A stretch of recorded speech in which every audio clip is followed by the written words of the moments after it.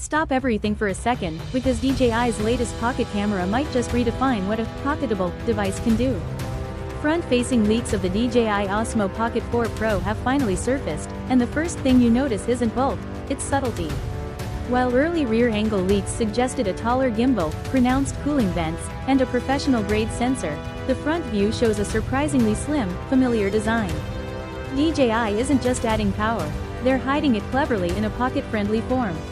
This vertical stacking of the sensor, processing hardware, and stabilization systems in the gimbal head increases performance without sacrificing portability.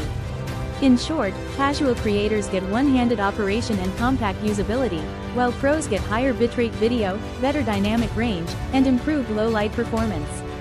The Pocket 4 Pro isn't pretending to be professional, it quietly is. And DJI isn't stopping at cameras.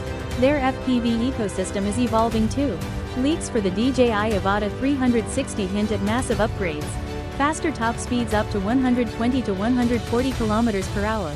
Longer flights with approximately 3000 mAh batteries, dual-lens spherical capture, and potentially full 360 degrees 8K video.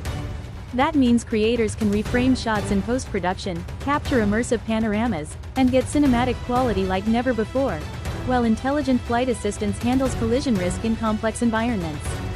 Both devices reveal DJI's strategy: embed more power into familiar, approachable designs.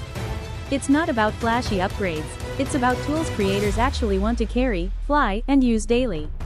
Pocketability, usability, and professional-grade output, all in one ecosystem. So the question isn't just specs or price, it's about priorities. Do you want subtle, pocketable power or bold, visible pro hardware? DJI seems to be betting the market wants both. The Osmo Pocket 4 Pro officially confirms that professional video doesn't need to sacrifice portability. And if the Avata 360 delivers on these rumors, DJI could completely redefine FPV and aerial content creation. Which direction do you think DJI should take next? Drop your thoughts in the comments below, and make sure to subscribe to stay updated when these devices finally hit the shelves.